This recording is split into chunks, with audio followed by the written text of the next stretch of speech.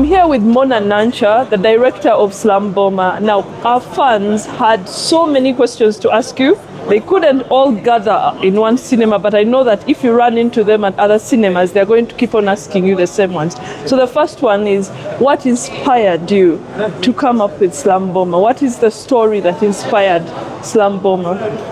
Well, first of all, I'd like to thank all our fans out there. Thank you so much for loving and following Ugandan films. Please continue following, continue coming to cinemas, and continue supporting Ugandan storytelling, ballistic stories. And before you know it, we're going to be there. So my inspiration to Slum Bomber is actually, Slum Bomber is a story that is very close to me. I'm a sportswoman, I'm a kickboxer. So I love sports. Sports is like my passion. It's not only a passion, it's a part of me. Yeah. So I realized that there were so many men in sports than there is women. Yeah. So I decided to make a follow-up on what's going on, why. And actually when I was doing that, things turned around. Like I realized I was finding more sports people that are out of the game than those that are active. So I tried to find out what happens. Like what do they do after they have, should we call them fallen? Yes. Like when their careers are done, where do they go? What happens after that? And it just so happened that I found out more stories again about men than women. I said, okay, now I need to find a woman's story. Yeah. And surprisingly, when I got this story, the very first story of a woman that I got was really, really tragic.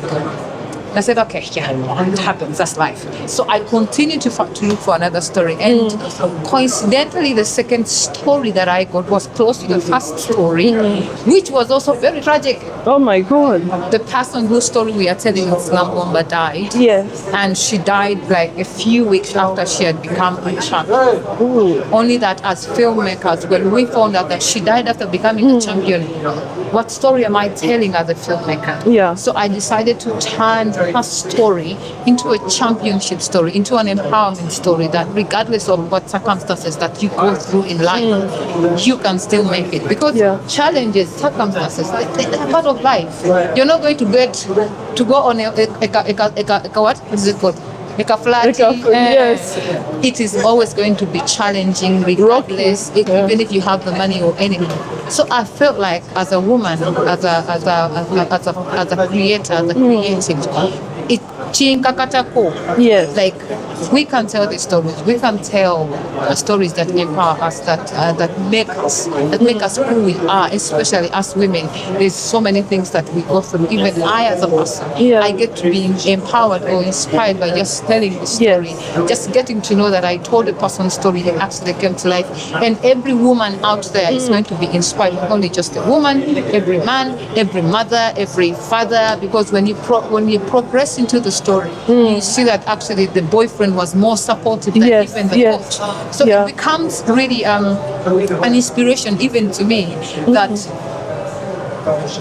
we are, and as much as we are creative, we are also teachers. Yeah. We are entertainers. So how do I give back to the people that are watching? How do I educate the people that I cannot go to face to face? How do I give back by telling my own story? So that is the genesis of Slum Bomber. And today I am really happy that this story is out here and people are seeing it. And I know there's a boxer out in England, a boxer in Jamaica, a boxer in Ghana, a boxer anywhere who is watching this story, and she or he will be inspired. Yes. The challenges that we have in Uganda are the same challenges in America. They're the same everywhere, all over. So we actually tell a universal story, and we hope that it actually gets out there to people that need to see this and need to hear this kind of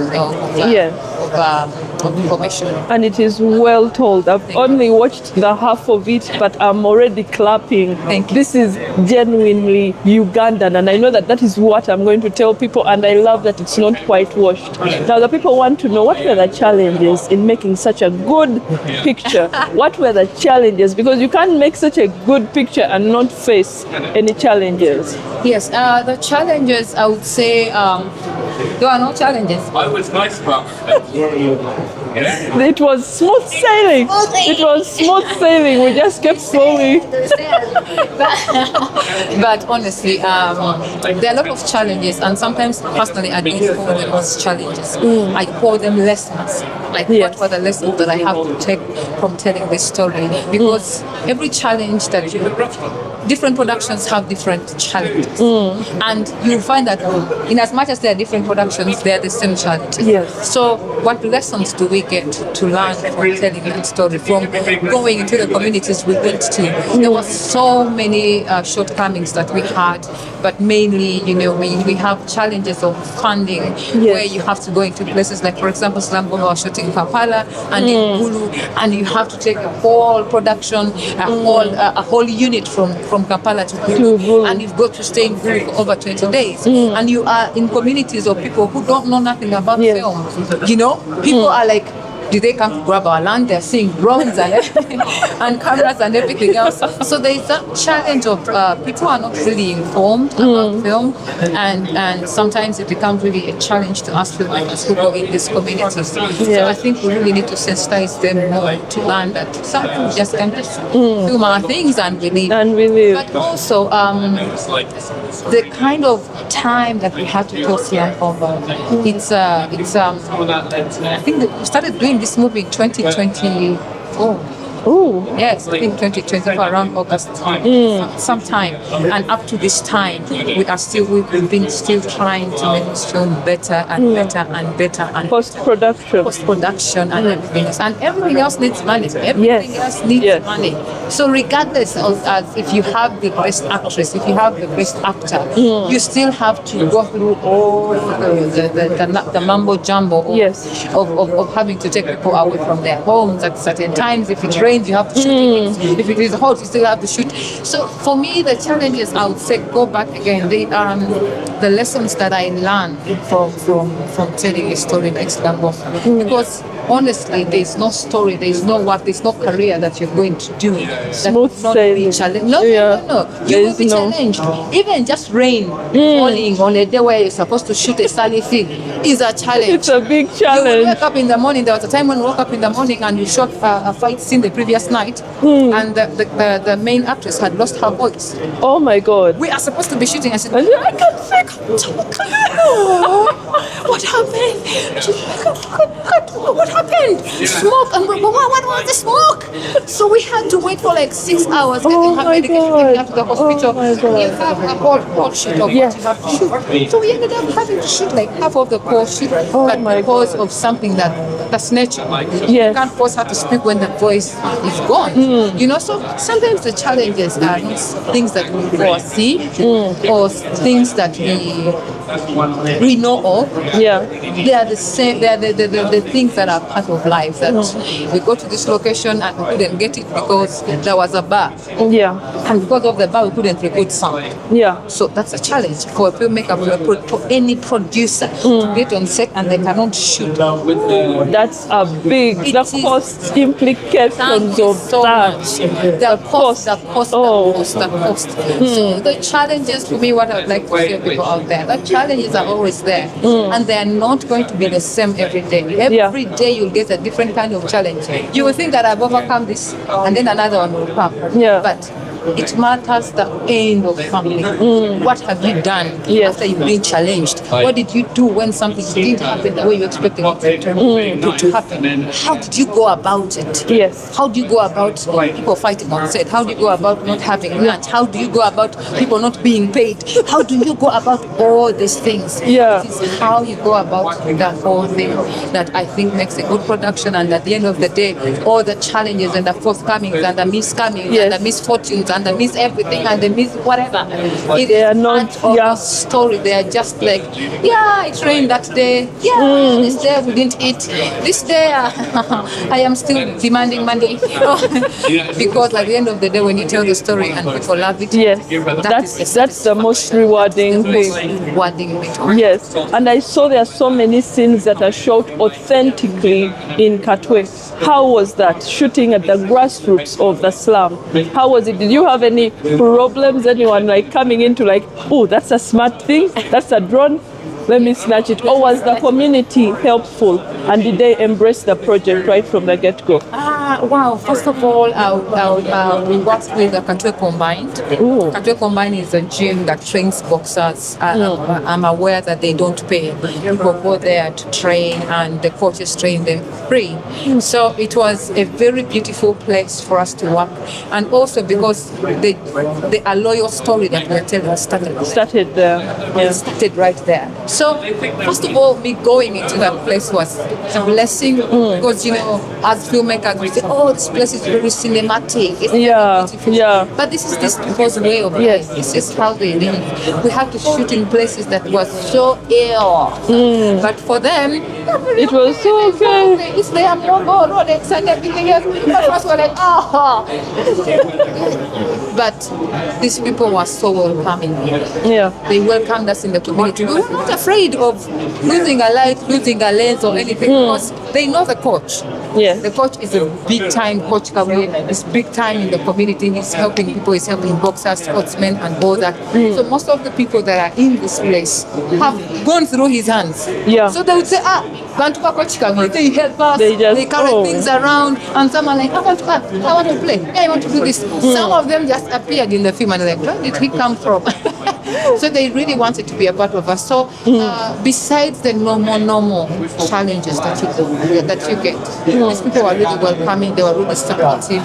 They really took us in, and we were there for over a month. Every day they took us in, and of course, I understand they must have been challenged by us being in their places. Can you please take off your music for a bit? Please, can you please don't pass here because our cameras are being getting. But in the end, they got used to us, and everything else went smoothly. So I am really, really, really grateful and thankful to the Katwe community and to the Katwe Combined Gym. Thank you so much for allowing us to come into the space, for allowing us to come into your gym, for taking us in for all that time. Because man, being in someone's space for a month, it's not easy. But Bambi, they embraced us. They let us do our things, and at the end of the day, I'm sure they'll be proud. And we intend to actually bring the movie to anytime soon. Yes, that would be really good. Yes. And as in closing, are you surprised by the overwhelming love and push that people had for your film?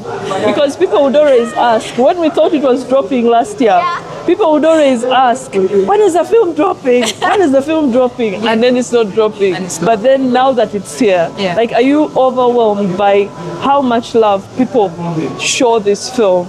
Like, as a director, how does it make you feel? I am, first of all, thankful to God. I am thankful to the Almighty, because if it was not for Him, it was not for the strength that I have in Him, I would not have done this. And then to all the fans, oh my God, when we released the trailer, it was such a good trailer. We saw and we're like, oh my God, 10,000, 30,000, 100,000 views in a day. What? We wanted. And everywhere, bloggers. We did not go to any blogger. We did not pay anyone to boost, to do anything. People just embraced the trailer. It shows that we had already made impact in the community. It showed that we had gotten to the people that we wanted to get to. Exactly. Our audience, the people that want to enjoy our movies. It was, oh my God, it was humbling. Like, times I would sit back and I'm like, wow. I never thought I would see a K.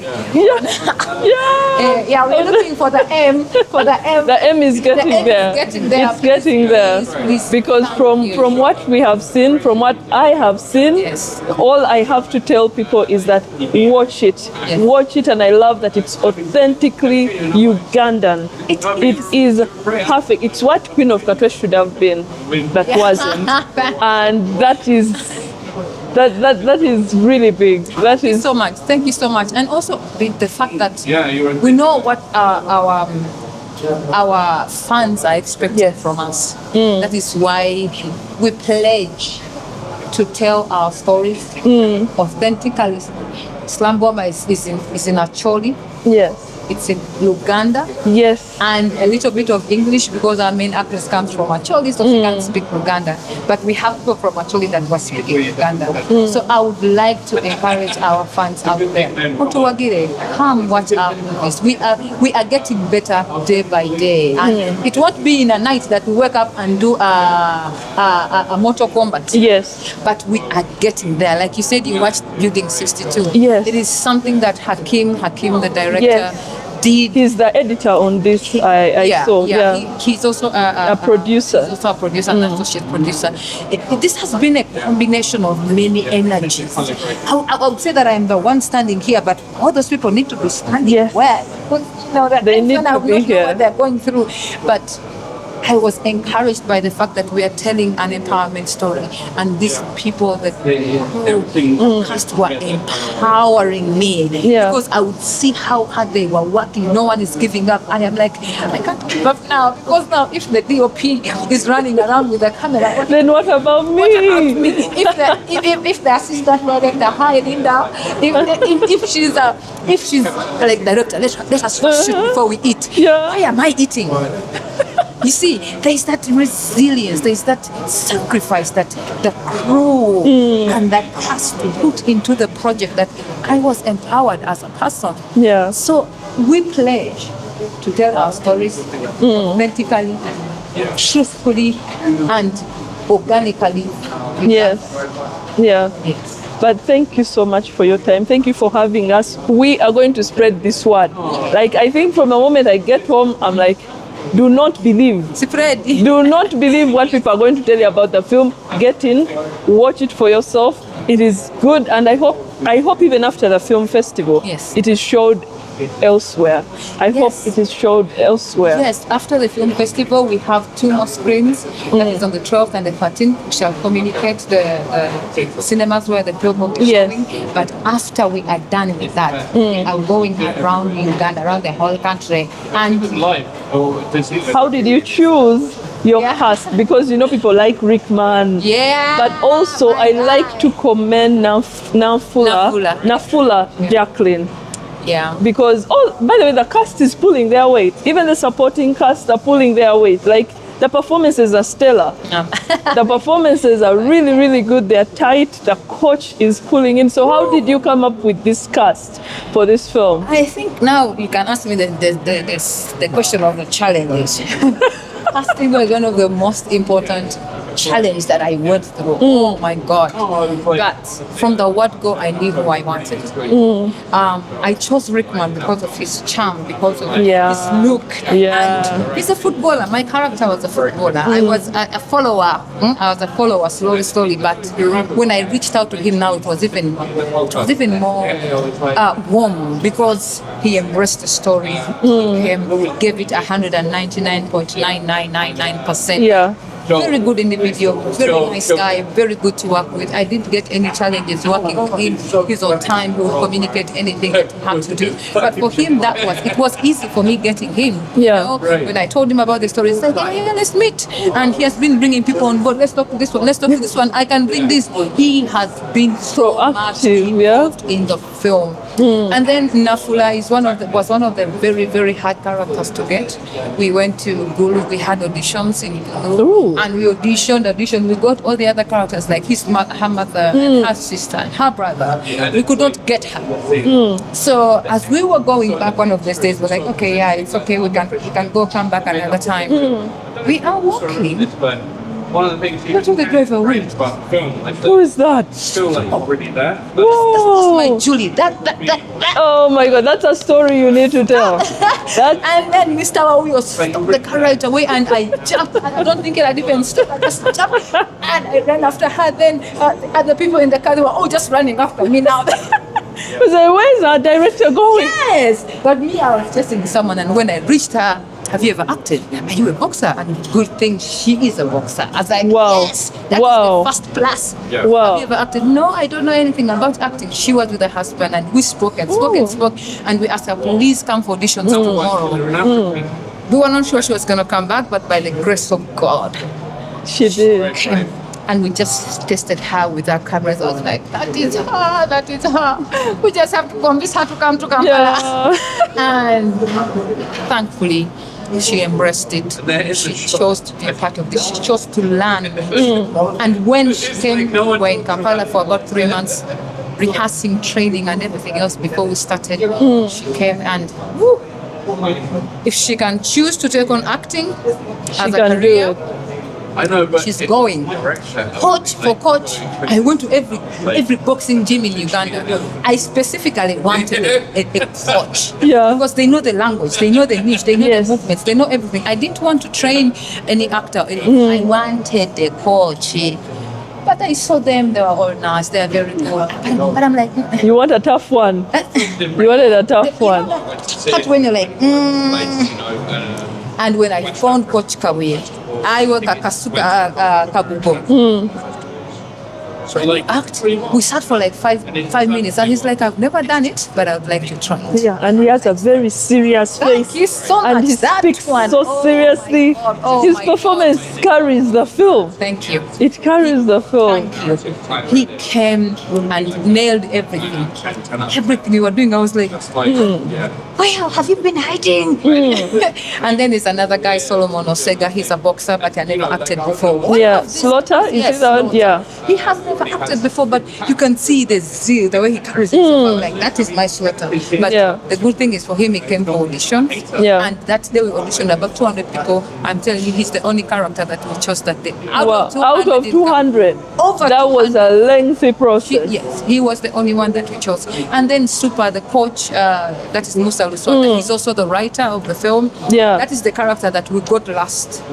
I looked for that character. I met people, I auditioned, I called people in, come for a private audition. And the whole time, the guy was here with me. Until one day we are doing rehearsals, I'm like, but you, man, hey, can't you? First read this scene. He read, and I told him, okay, wait. I removed the clothes that he was wearing. I gave him his costume, and I was like, wait, your man Super. And he's like, no. I told him instead, start reading the lines. That is how he ended up being Super. The whole time he was right there, and I was looking. And you were searching, and yet you had a gem. At the end of the day, every person sat in the character. Bulium, everyone gave it their all.